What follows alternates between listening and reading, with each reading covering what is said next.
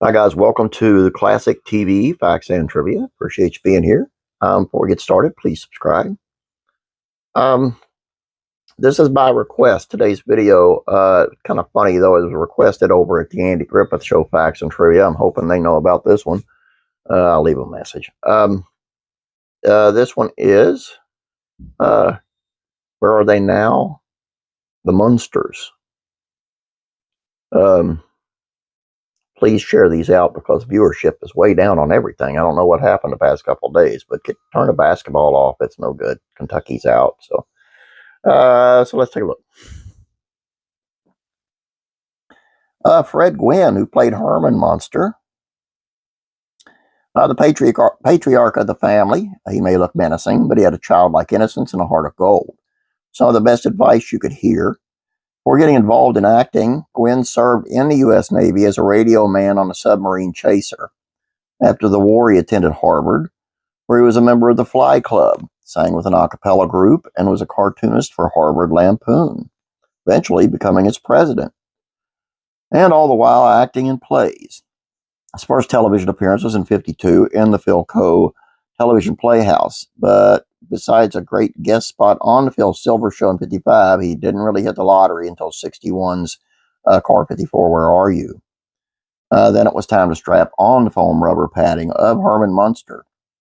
Due to massive sweating from the suit, he drank large amounts of lemonade, but still lost quite a bit of weight while doing the show.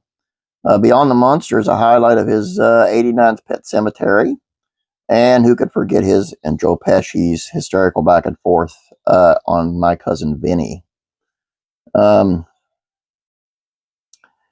he was a professional singer as well, painted and wrote and illustrated children's books. Sadly, he died from complications of pancreatic cancer in '93, 8 days short of his 67th birthday. The beautiful Yvonne De Carlo, who played Lily Munster. I want to say Monster, it's Munster. The matriarch of the family ran the household and was perfect straight-faced opposite Herman's silly antics. Lily Munster was a vampire, but she was so elegant and beautiful to watch because she was already a movie star.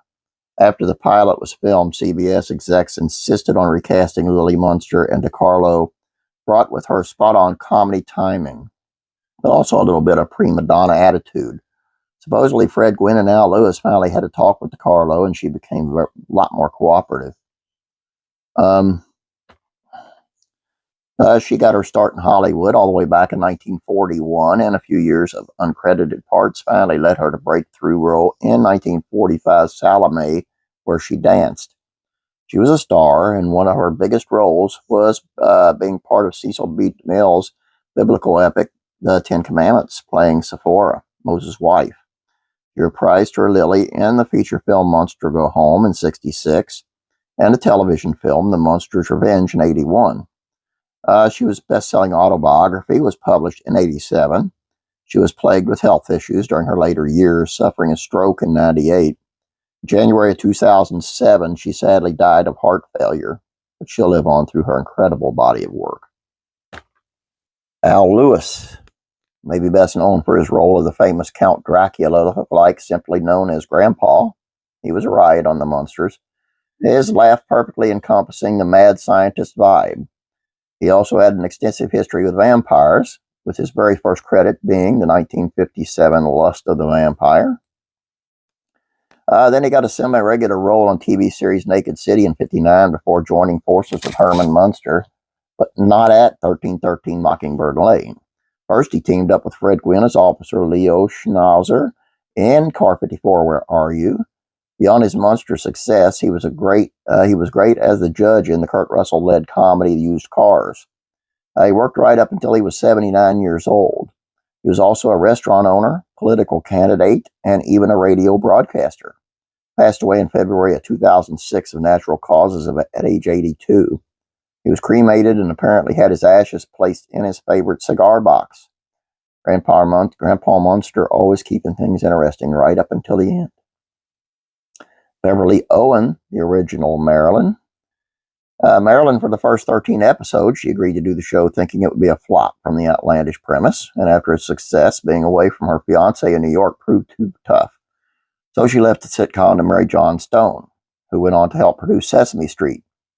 Ironically, Beverly Owen would get divorced from John Stone 10 years later and would never reach anything close to the Munsters' success. Her biggest non-Munster role was in an Audie Murphy-led 64 flick, Bullet for a Bad Man. She ultimately took a much different path and went on to pursue her studies in early American history. She kept quiet for most of her life, and the world was shocked to learn that she had died from ovarian cancer in 2019. Eddie Munster actor Butch Patrick released a statement, "What a sweet soul. I had the biggest crush on her." Butch Patrick, Eddie Munster.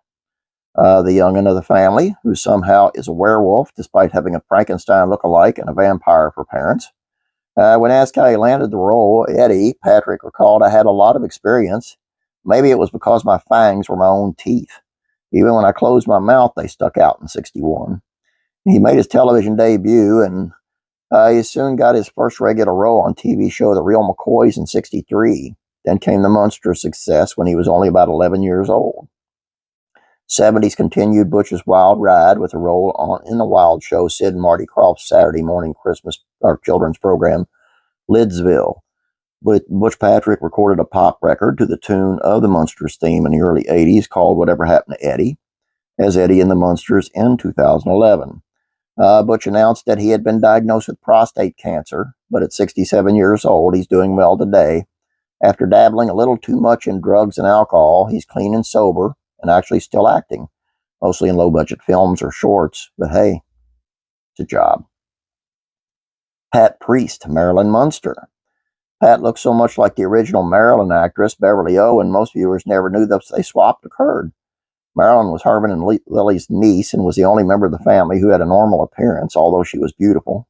Running gag was that she was keenly aware of just how ugly or plain she was compared to her ghoulish relatives.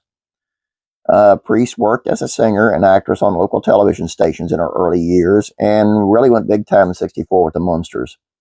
As well as a role on the hit show Perry Mason, she would also appear in the film Easy Come, Easy Go with Elvis Presley in 1967. She retired from acting in '76. She was restoring and selling homes in Idaho, where she has lived for over 2 decades. 2001, she was diagnosed with non-Hodgkin's lymphoma, but was able to finish treatments and has been in remission since. And at age 85 years old, she still attends nostalgia conventions that feature Munsters memorabilia. There you go. By request. Got any requests? Let me know. I'll do my best. Hey, that rhymed. Cool. Don't forget about classic rock, country, music facts, and trivia. Head on over there. Check it out. Please subscribe. Thank you very much. You got any requests over there? Let me know over there. Have a great day. God bless you, and I'll be praying for you.